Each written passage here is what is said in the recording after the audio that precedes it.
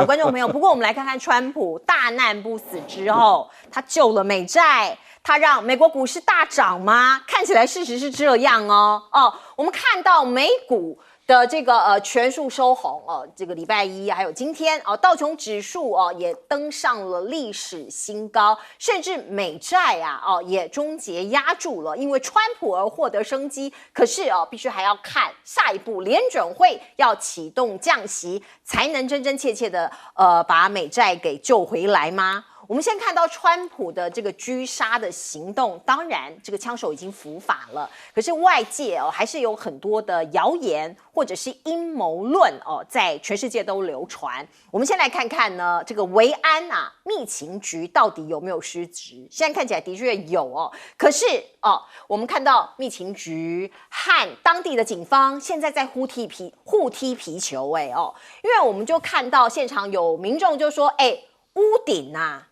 这个枪手所在的这屋顶是维安漏洞，这是最高的这是最好的狙杀点，怎么搞的？你们没有把它 block 起来那密情局就说这是警察要负责的，当地警察要负责不关我们的事我们看到呢，集会场外的安全是由特勤局负责，在指挥调度层级之中，特勤局摆在第一位，当地的警官或者是检察官就这样讲了所以到底是谁的责任？您现在看到的这一张图是狙击手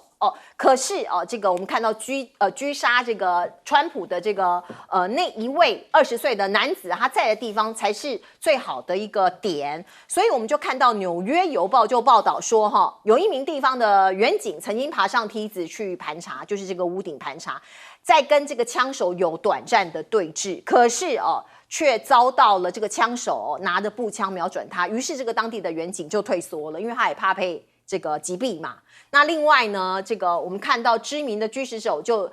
点出了疑点，说可能是有内鬼在帮忙那他说枪手可能在得到内部的协助之下，所以才能够在光天化日之下一个人在总统演讲的时候爬上那个屋顶，并且携带武器，因为那个枪很大支。枪手的位置实在太过明显了，没有什么掩蔽就在屋顶上所以阴谋论现在满天飞了而且直指特勤局说是特勤局有内鬼在内部接应我们看到维安人员就讲说这个狙击手他自己讲，枪手在开枪前的3分钟他就发现刺客了，他有向上级要求开枪，直接把这个刺客给击毙，可是特勤局局长拒绝颁布相关的命令，于是有人在发起联署了，说你这个特勤局的局长有可能有问题，所以要你停职自动辞职来接受调查。目前像这个联署已经快要通过第一阶段的联署门槛了，而这个特勤局的局长叫做金伯利，他是拜登亲自任命的，之前曾经在百事可乐工作过那另外我们也可以看到，包括每日邮报现在各式各样的新闻都出来了啦，说这个川普在挨到第一枪的时候，后面有一个女生，就是这个很模糊的影子，非常的镇定，还拿着手机在那边拍所以他们觉得这个有可能怪怪的我们也可以看到包括最新的调查也曝光了那看是川普的这个暗杀川普的枪手，他的手机电脑这些都曝光了动机到底是什么呢？可是现在结果还没有调查。而我们大家知道，在这个场合有上千的支持者，成千上百的支持者。那有一个支持者就非常的倒霉很不幸的，他被枪手给击毙了，因为他那时候打了很多枪嘛。那这个遗孀呢，他说如果川普打电话给我，我也不会接先生死前只说了2个字，他说他不会希望我们跟拜登交谈。哇，当地这个地方这个小镇据说也是川普的强烈的拥护者当地居民好像都是川普的信徒比较多。来请教苑老师怎么看？虽然您刚刚讲说这个阴谋论大可不必，可是还是不能杜悠悠之口，好多人在讨论。我为什么在讲说阴谋论大可不必因为我刚好得到这个消息的旁边坐了一位军事博士然后他就是针对于这个 sniper 就是这个狙击手帮我做了一个详尽的分析。这个在2次大战的时候大家看了很多狙击手的电影就会发觉这个武器的进步。你知道今天到什么程度吗？他说如果真的是有职业训练的话呢，要打你左鼻孔不会打到你右鼻孔，就这么准啊！我跟你讲啊，说良心话。我觉得这个川普本身有一点点夸大，就是他右耳被打到这件事情啊，实际上我在看到的情况下，不像是被枪击到的右耳啊，就是你看得清楚，如果被枪击到的话呢，那个其实我们只能够说是因为事前的话呢，他的这个打他的刺杀他的人的话呢，有拍一个视频嘛，然后本身的枪击的技术并不好，位置选得不错。枪支用的很普通，就是原来的 M16步枪的改良吧。然后呢，他们自己原来它的半径范围应该是300公尺。那打这个里面的过程当中的话呢，他居然能够连续开了8枪以后才有反应过来，所以他们认为特勤局里面是蛮有问题的。就是说，特勤局里面的一个表现的情况的话呢，就是跟他们自己所期待的情况是完全不同的。然后那个川普本身呢，在这里面所显现的结果。但是今天的话呢，出现一个消息，倒是有证据在访问 NBC 啊，美国的国家广播公司访问那个拜登的时候啊，因为拜登事前强调过说，大家都要拿川普当目标，因为这个人太坏了，说了很多的谎话啊，他有讲这句话，所以刚好被刺杀，变成刺杀的目标啊。针对这件事情的话，很多人就不断的质疑在问。就说是这个美国的政治、美国的民主、美国的政治蒙上这层羞辱，有刺杀的行为，这个对美国来讲的话呢，是一个非常不理想的结果。请问是不是你教唆的？是不是你挑逗的？人家拜登现在干嘛？现在那个川普的话呢，被刺杀2天后，跑到共和党的那个集会里面去宣称变成正式的候选人。拜登取消了一切的竞选活动啊，闭门思过。那这件事情的话呢，我觉得是一个比较明显的一个事情，就是说，相对此而言呢，我倒是觉得说，因为对于我印象当中，美国在民主中展现出来的风度啊，那么我觉得拜登这次真的是输呆了，那个川普是赢麻了。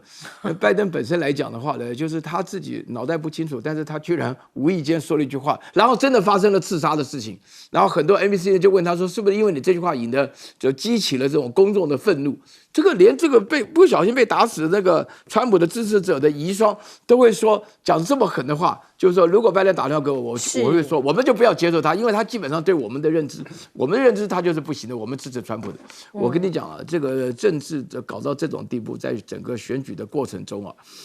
虽然大家会觉得说我们用一种吃瓜的心情来看美国的选举，但是实际上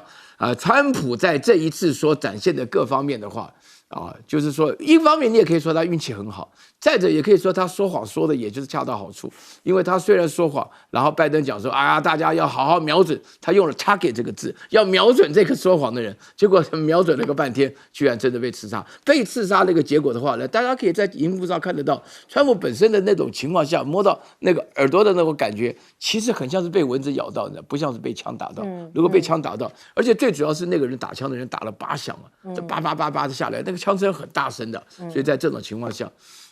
那个人不算是专业。如果是专业的狙击手的话呢，那个川普大概完蛋了。老师，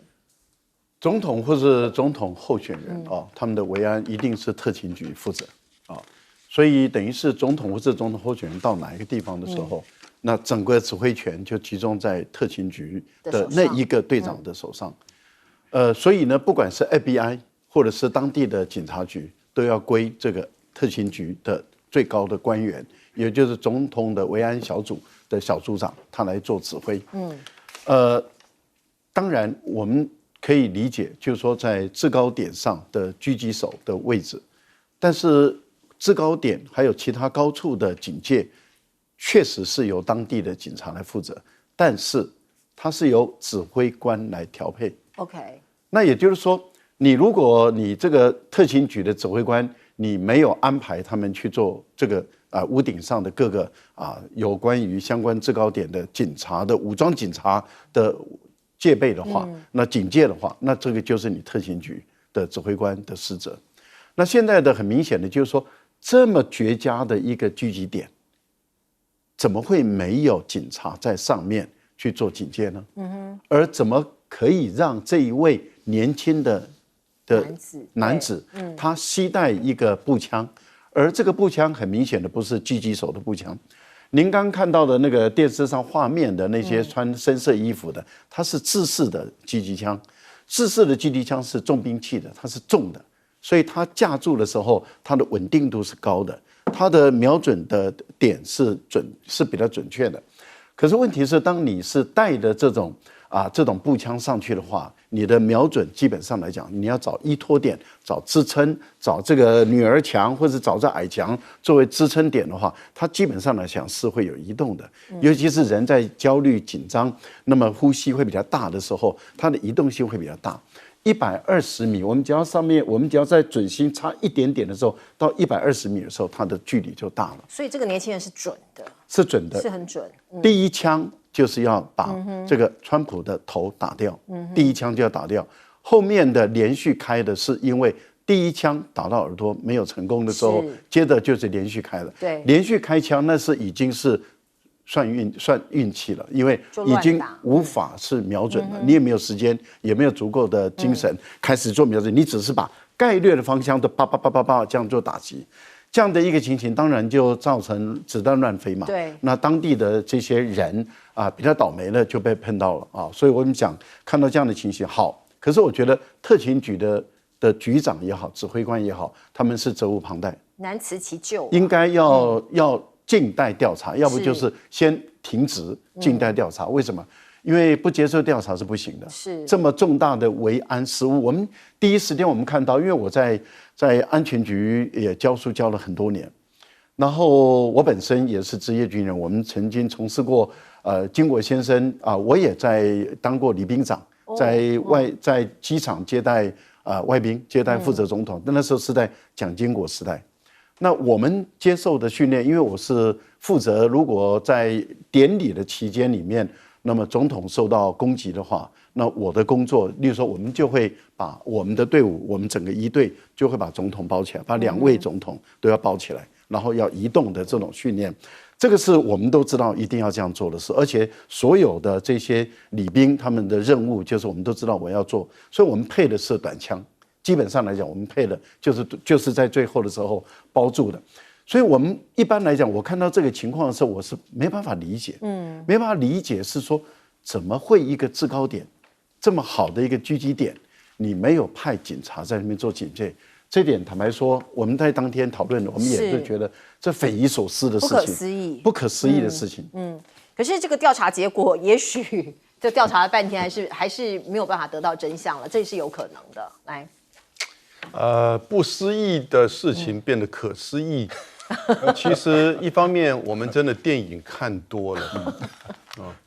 我们把美国的特勤局 Secret Service 你大概看了10部有关于美国的这些现在的这个警匪片里面，一定有2、3部跟特勤局有关的，因为 secret 嘛，对不对？而且这个保护总统的，我觉得它里面其实也是。这一次的经验就显现出，其实美国已经不是像我们看电影这个样子，其实问题百出的啊。那特勤局就根本认为那个已经是超出他控制的范围，他要求当地的宾州警察局要去负责。所以另外一个问题，宾州警察局更糟糕，他不去站那个最高点。对啊。然后呢？因为特勤局说那个高点其实是一个，就是说关注的，在他们之前开会的时候，那但是呢，宾州警察局没有去做，甩锅说这个特勤局要我们做什么我们就做什么，特勤局说那要你宾州警察局干什么，对不对？所以同时当下那个时候发生了10多分钟宾州警察局反应很慢。一个警察终于借个梯子，然后爬上去，他被我枪指着，然后就慢慢爬下来，把梯子移走。接下来几分钟他就开枪。OK。所以美国的这整个体制就跟我们也许过去对于日本的制造业觉得是一种不可打破的神话，这神话已经老早破灭，而且是几10年他就在作假。美国的特勤局，这可是日本专家。美国的特勤局跟警察在这些维安的上面也是漏洞百出。那这个特勤局的局长叫 Chito， 她是女性，22年的时候被拜登任命，她之前是百事可乐公司的安全顾问。可是我没有怀疑她，因为我再往前看，她在特勤局待了37年。所以她事实上是一个从特勤局退休的人。所以就表示什么？待了37年的人告诉你，这个特勤局其实已经烂了37年了。那我觉得还是一个孤狼式的攻击了。到目前为止动机不明，可是呢，他已经规划数月，因为他其实在购买一些网络上购买一些相关他车子里面的爆炸的装置，过去这数个月，这是今天 FBI 出来的这个消息，那就只能告诉我们到这种程度。因此，第二个呢，他在事发前1个礼拜，透过网络跟后来跟枪支店各买了50发子弹，然后第三个，他当天跟他爸爸借那支 AR-15，借的，他爸爸买了6个月，那这6个月，他其实跟他爸爸到这个枪支店里面，射击店里面也去做个测试，所以他爸爸也没怀疑什么东西，所以我觉得他是一个孤狼。但说他动机不明，我应该说他其实受到美国政治对立的这种影响，然后呢自己内化，然后呢变成一个就是说要采取孤狼式攻击的策划数月，最后决定那么做，而在特勤跟宾州警察的双重的漏洞之下呢，他成功了，只不过最后他打偏了，是没有错。观众朋友，我们来看看昨天北京的这个登场的一项3中全会它标志着中国大陆未来可能经济包括重要的人事程序，还有在政治上面的一个动向它一共会开4天的会不过我们现在还不知道习近平会在这个会议之后做什么样的宣布。可是我们看到有一本新刊出的文章标题是必须坚持自信自立的文章是以习近平的名义抛出来的，我们就可以来看一下。习近平又重提马克思并且讲说不可食洋不化。我们过去讲食古不化嘛，他说不能食洋不化。虽然我们是马克思像这样的思想，可是过去外国的东西我们不能照抄照搬不能食洋不化。而另外我们看到新华社他也发了一篇文，他在颂扬习近平说他是卓越的改革家，未来会比肩邓小平我们看到中国大陆他现在在疫情过后，他要面对他自己的经济问题，全世界观光现在都要重新连接上，中国大陆也不意外也不例外，他现在把免签的国家又再度扩大，增加到37个，包括您看到美国、加拿大、英国等54国的公民都可以适用。而我们也可以看到呢，现在中国大陆的官方媒体都在采访这些外国人来到中国观光，方方面面做一些观光的宣传。来看看他们拍的影片。It's magical. Very, very good. And I think very affordable as well. Magical sausage. So it's going to be a street food bonanza, I think, tonight here in Guangzhou. Fresh red bean paste mochi, and she rolled it in like this bowl of crushed sesame, roasted peanuts, sugar. Look at that. There's like actual red bean chunks in here. 好，可以说每个国家都在争取观光客因为其实疫情带给每个国家都是经济上面的重创那像是中东也不例外，他们也在争取中国的观光客您看到他寄出来的包括说是这个目标设在2030年要吸引500万的中国大陆的旅游旅行以及观光客。那海湾国家他们到中国的游客数量也在增加，这不会是单向的嘛，一定是双向的。那我们看到中东跟中国大陆的关系，包括在资金，包括在经济上面的交流我们看到沙国主权基金喊出说我们现在要在北京设点那的确他们也去访问了。最快在今年第4季，他们会在北京成立他们的办公室，要加强全球性的投资那我们也可以看到，包括中国大陆在这个上海跟深圳交易所，他们上市了2只新的沙特的 ETF 即将上市，在募资的阶段，这两只基金就募了超过12亿元的人民币这个钱，这个资金现在都在流动当中。不过讲到观光，讲到软实力，还有硬实力包括这个军武我们看到过去沙烏地阿拉伯跟美军有一种这个军事上面的保护上面的一个协议可是未来有没有可能用中国取代美国呢？哦，那另外呢，我们看到这只是一个问号嘛，哦，那细节在哪里？这是过去我们看到北京跟利雅得其实没有讲的一件事哦。今年6月，我们看到沙特阿拉伯的国防部部长哈利德其实有到北京去访问，当时他见了董军跟张又侠，可是谈的内容不知道哦，他们只有说对对方的合作持开放的态度。而现在，美国还是沙特阿拉伯最大的武器供应国，可是最近沙特阿拉伯增加了对中国武器的进口，包括您看到这些武器的协议有无人机、有弹道飞弹，还有反无人机的雷射系统。所以未来的世界会怎么变化？哦，包括软的、硬的哦，现在都还在流动当中。先请教赖老师。现在对中国大陆来讲，当然是3中全会，因为这几天开完之后，会有一个重要的一个决议。这个决议就是他们已经把目标设定到2035年，再过11年，他们要在6大领域的科技方面都要做突破，所以他们要摆脱西方国家对于中国大陆科技的这些卡脖子的事情。用11年的时间，要让中国大陆成为一个科技的强国。那也就是这是全方位的科技强国，然后再用15年的时间超越所有的美国跟后面7、8个国家的总和，这个就是2049年他们的目标啊。这个目标跟他们的这个雄心壮志是远大的。那因此这11年就很重要了。3中全会定案之后，他们的5年的经济改革，5年的经济计划，因为中国大陆它的经济计划是5年的，它是滚动的。不断的在做修正，不断的在滚。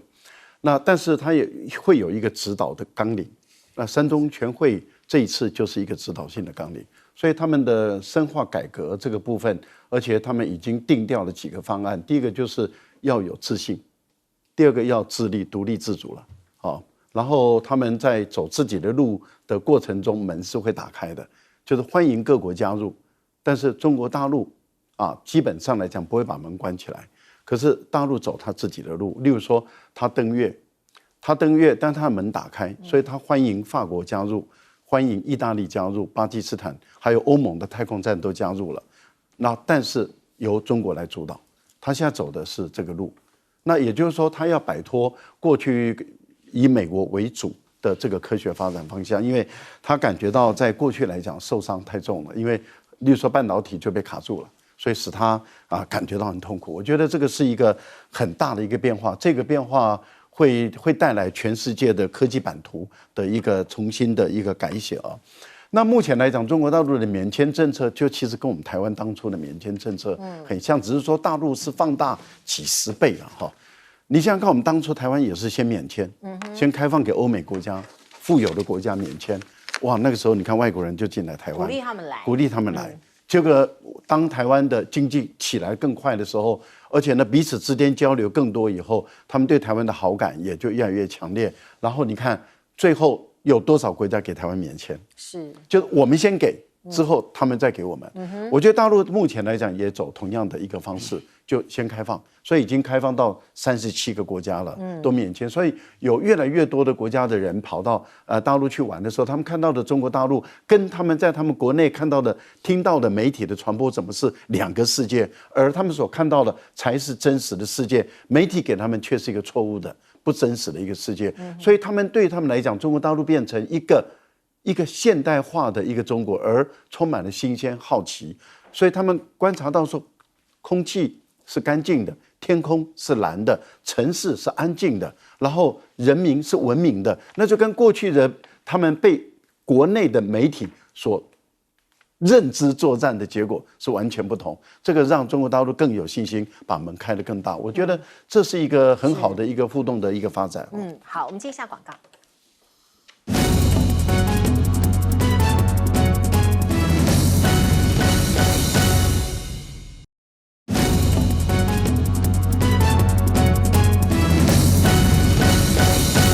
好，我们请教永明老师怎么看3中全会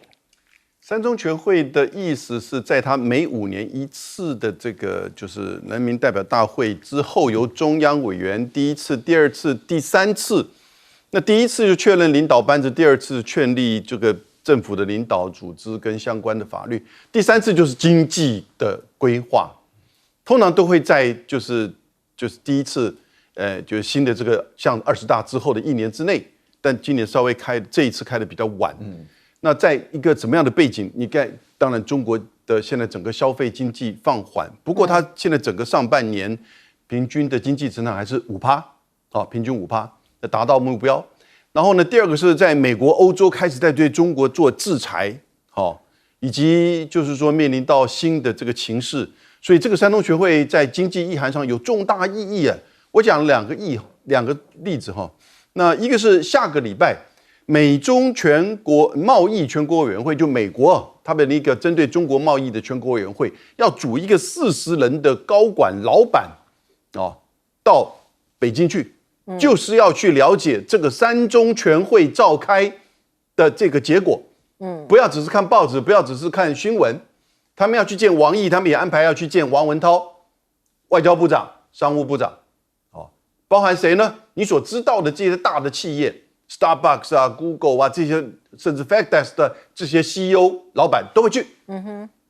所以美国现在就是说，因为他们的1/3到甚至将近1半的这个企业都在他们的市占率都在中国大陆，所以他们非常重视这个东西。是，各位就显现出美国的企业家的这种务实。我们的台湾呢？台湾的政府呢？那我讲另外一个例子各位一定去过这个宜得利家具嘛，对不对？日本的 Nitori。对。昨天日本 Nitori 在中国的第100家分店在重庆开幕。我看到那个副社长日本人接受访问的时候，就说这2年中国的经济消费会比较弱，但是呢，反而是我们展店的大好机会。他希望能够到2032年开到900家。日本现在本土也才900家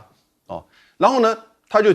示范另外一个就是沙发。他说这个沙发我们全面降价。他说我们所有这个100家大概有30%的这个商品全面检讨的时候降价2%到4%。那为什么可以降那么多呢？比日本还要便宜呢？他说其实因为供应链都在中国，物流也非常的有效率，所以我们就完全的回馈给消费者。那你就看到人山人海的在买东西。所以其实当经济不好的时候，反而更有些人会做生意。当这个三中全会在开这个经济议题的时候，更有全世界的人重视到中国的经济跟它的贸易的影响力到中国来，了解第一手的这个资讯。我们真的要更了解三中全会。好，我们进一下广告。可惜台湾。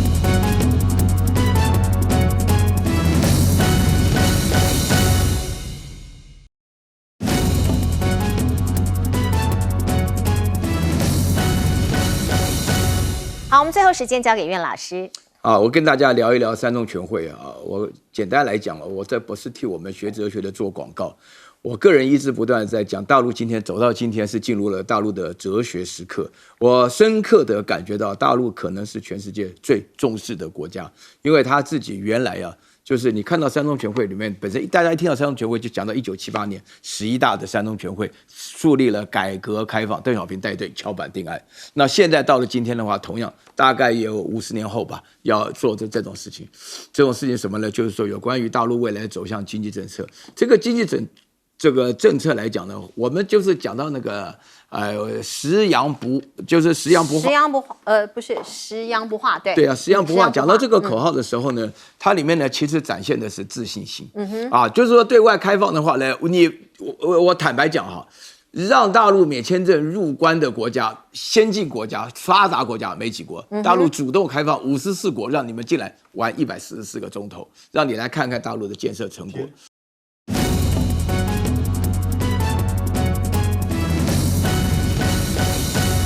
好，欢迎您回到新闻大白话的节目现场，我是钱子，介绍这1个小时的来宾。首先是国际政治专家赖岳谦老师，主持人好，观众朋友大家好。好，文化大学讲座教授杨永明老师，钱子好，大家好。以及台大哲学系教授苑举正老师。钱子好，各位观众朋友，大家好。好，三位老师好。我们今天来讨论的事情哦，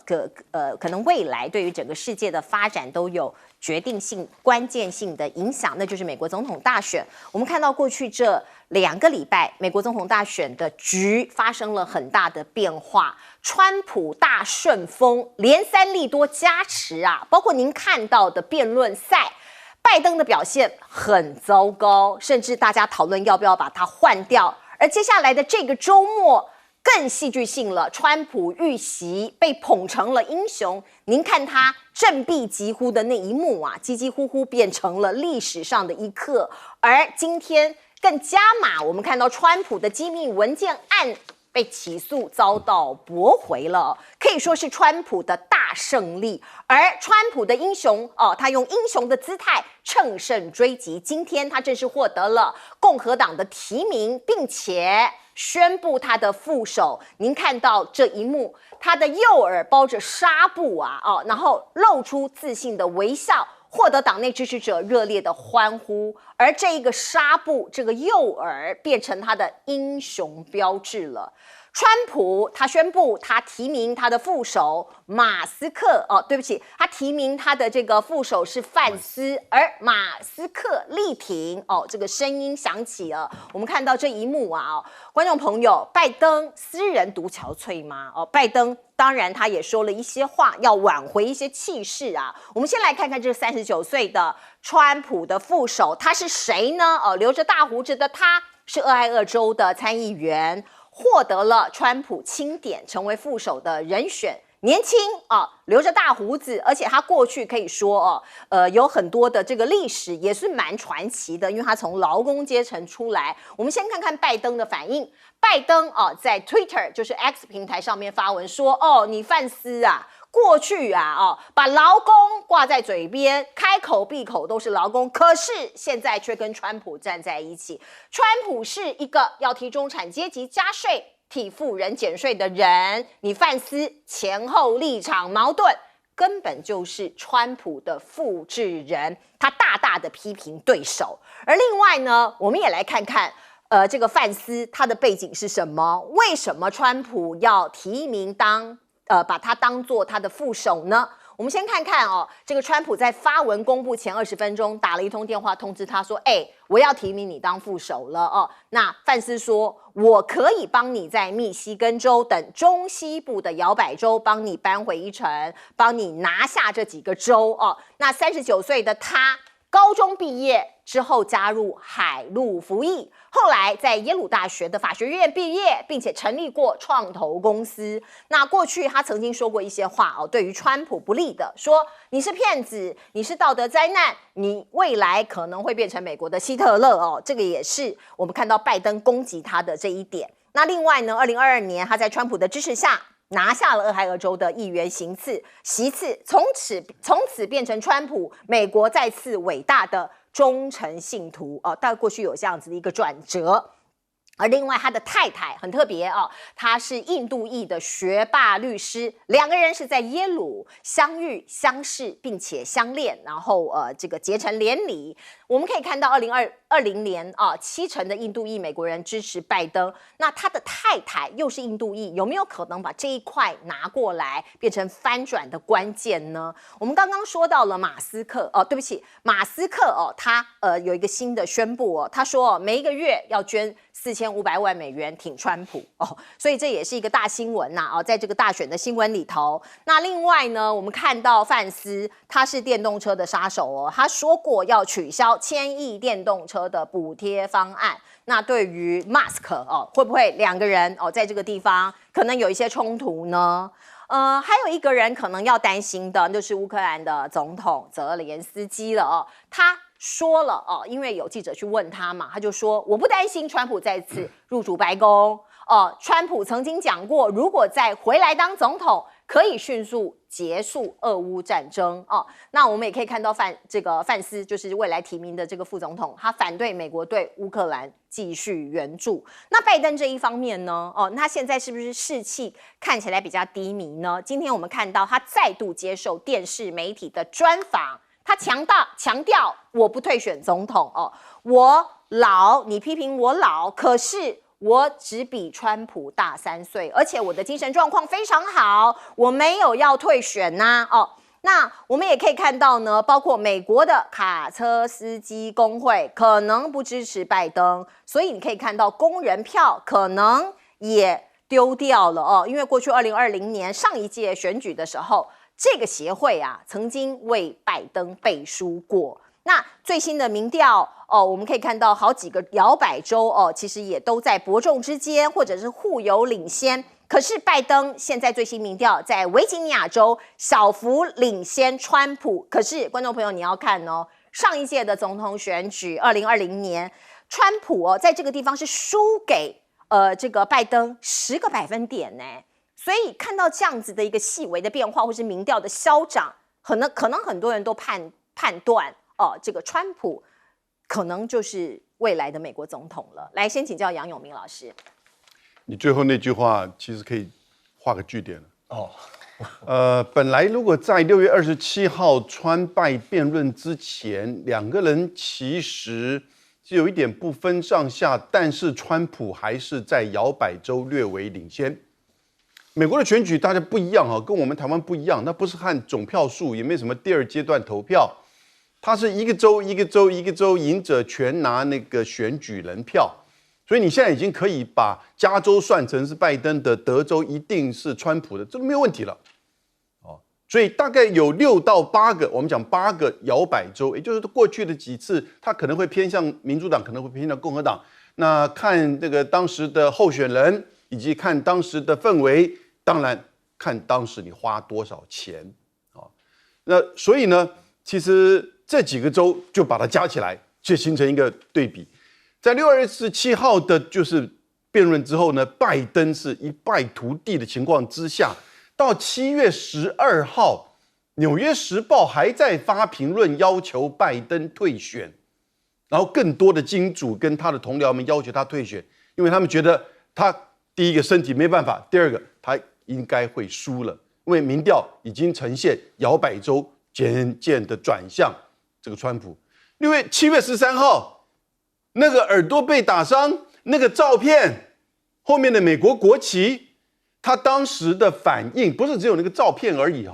他当时那个反应临危不乱，而且他从6月27号之前一直到现在，其实川普的表现已经是这种赢者的态势，而且他是在强调团结了，所以很多人现在已经开始慢慢的向他靠。以前在共和党还有所谓的反川派。包含这个凡斯，对不对？那是在2-3年前他还这么态度可是呢，经过这个7月13号，共和党已经完全没有反川派，连那个黑利现在今天都在芝加哥在那个 Milwaukee 的这个大会，对不对？倒过来，拜登现在在7月13号大概已经这个只剩下2成3成的机会有可能赢。那现在提这个范斯 J.D. Vance。那个 D 其实是跟那个 Donna 一样，你知道吗？因为就 Donald Trump， 然后呢，这个是 James Donna Vance 还同名了，复制人。对。复制人。我5-6年前的时候看过他那个 Netflix 的，就是我们叫《绝望者之歌》那他其实乡下人的哀歌，如果正常翻译的话。他小的时候其实真的是就国中毕业，他就不想念书，然后呢，他妈妈就是说这个。大概是算是毒瘾然后呢，他祖母很强悍的把他从妈妈当中带开，他还有他姐姐，然后他去念了高中，高中念完之后没有未来，没有出路，就当兵，跟很多美国的白人、黑人、西班牙的中下阶层一样去当兵，当了海军陆战队最低层的下士4年，在伊拉克，他那个时候就写，我们想打这个仗，对不对？在这边为别的国家死人打伊拉克，还就记得这个战争。回来之后呢，他就自己半工半读，因为当兵完之后也加分去念了 Ohio State 这个当地的学校，结果就表现很好，就申请到美国 No.1 的耶鲁法学院。是耶鲁法学院出来年薪起码12万、15万，结果他出来果然就是说这个做了不错的工作。中间碰到一个人这个华裔菲律宾裔的他的教授叫蔡美儿 Amy Amy Chow 哦，然后呢就鼓励他，就是虎妈，各位有没有印象？哦，我知道，就是他是他的老师哦。蔡老师，哦蔡老师知道这个凡斯有一个这么伟大的一个故事，是从一个乡下人被抛弃，然后呢当兵陆战队念书，在念耶鲁法学院。Oh my god， 这个都是第一流的精英呢、叫他把他的书写出来，他就写出来。他这个书不得了，是畅销，畅销，非常所以那个畅销书后来就帮他的铺成了他的工作，他的政治。那我觉得今天川普能够有这个雅量选他，又在加分。是这个 Vance 的、这个，所以我说，你说最后是不是川普已经当选，可以画句点？是他真的是非常励志，他的故事哦，这个很多人都看过。来，苑老师，这个杨老师讲得很好啊，我这个接下来我讲几个感觉哈。首先呢，这个是一个非常奇怪的选举啊，在选之前呢，大家好像一开始啊，就是很多人就会觉得说是拜登这个垂垂老矣啊。那个时候我其实想拍2个视频，我第一个视频就是想要讲这个拜登绝对不会退啊，因为依照我对美国人的理解的话呢，美国人的话呢永远是个人英雄主义。啊，大家会觉得川普也是英雄主义，但是忘了个人2个字。拜登也是一样啊，那绝对不会退啊，所以他会尽自己的所能来表现。然后第2个的话呢，就是川普本身来讲呢，那个遮羞费的事情的话，给他带来很大的麻烦啊。那么就是说，其他川普本身的案子就是分成了有40-50个啊。那么今天的话呢，我们听到就是说他走的时候，离开白宫的时候带走了一些文件资料，获得了不起诉的处分，就对他来讲的话呢，这个选举帮助很大。我在这边的话呢，我要强调这个2个方面啊。第一个，今天提到这个范斯啊，担任这个副总统人选啊，的确是加分的。那个加分的方式的话呢，就是有3个部分了。第一个，他本身就是参议员嘛，虽然时间不长啊，但是他是一个很有名。就刚刚杨老师讲的，说他把他自己的人生的成长的经历啊，因为他成长的这个经历，就是充分的展现出铁锈区的白人啊，这个在整个生活当中不屈不挠的发展。那么这个是加分题，因为这个铁锈区虽然大家讲到这个明尼苏达州啦、密西根州啦、奥哈尤州啊什么，他们是称为摇摆州的原因，就是因为长期来讲，他们在支持民主党跟共和党的话呢，就是一半一半，甚至于在他自己担任参议员地方的 Ohio State， 就俄亥俄州的话呢，有一个小郡里面居然可以能够用这个小郡的得票比例来预测美国的大选的结果，你就知道他这个摇摆的情况多么厉害。那么这个他本身这个第一点，第2点的话呢，他完全符合了这个川普要的人，他基本上是海军陆战队出身。大家要了解啊，这个美国人对军人的重视跟我们台湾人是不一样的啊。我们台湾人自己敢打仗，没有人要当兵啊。他们那边的话呢，就是当兵的人不打仗啊。就是范斯的话呢，他被这个提名，据我所知啊，他的第一个明确的政见就是说，马上川普一旦当选，11月份当选，马上就要跟这个俄罗斯的话呢议和啊，就是不能够在这个乌克兰身上花1毛钱。所以刚刚我们提到消息也讲说，泽连斯基的话呢感觉到说很尴尬啊，然后就是说是他自己这边打这个替美国当这个棋子战争的话呢，能够撑到11月以后的话呢。啊，按照这个情况来讲的话呢，他自己会很麻烦。那第3点，我觉得范斯的话呢，他有一件事情非常重要，他原来是骂川普的，骂川普小人啊、道德败落啊什么的，以哗众取宠啊，讲得很难听啊。现在突然的话呢，就皈依到川普的阵仗之下啊。那么这个的话呢，以他自己这个人是自带能量的嘛，所以这种情况下，然后对川普来讲帮助非常大。那讲到川普这一场刺杀的事情啊。我觉得要注意几件事情啊！我在这么讲，首先第一个，所有的阴谋论没有啥意思啊，没有啥意思。然后拍那张照片本身来讲的话呢，极有可能反而成为是一个阴谋，因为我看到的第一时间呢，川普反应非常快速，那的确证明他比拜登强多了。对，我在想这一枪的话呢，打到耳朵上，拜登搞不好留在那边。另外有一件事情是算是非常重要的，就是说是。这个事情的刺杀的事情显现出来，我长期认识的美国，他们这种个人英雄主义的结果，已经不要忘了啊，美国有3亿支枪啊，我觉得这种刺杀的行为的话呢，在美国恐怕会变成一种效应啊，这种所以产生结果非常不好，这种情况是，而且其实川普他也是一个拥枪派哦，他也赞成美国人要有枪来保障自己的自卫权，拥枪派被枪打击，对。但是还是坚持要继续维护宪法对于美国公民拥有合法枪支的权利，这个是很有意思的哦。之前川普跟拜登的民调在拉锯，川普是略微领先，但是没有扩大的时候共和党很多大佬给川普建议，说要不就提名女性，那么扩张你的这个选票的基础，让更多的女性那么加进来支持你，扩大你，要不就提名有色人种，就是不同的白色的其他的例如说黄种人或者是非洲的黑种人等等，那么来扩大你的这个基础。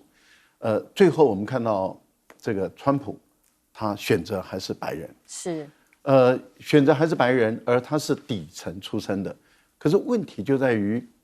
其实川普的最大的支持者，而且狂热者，就是底层的白人。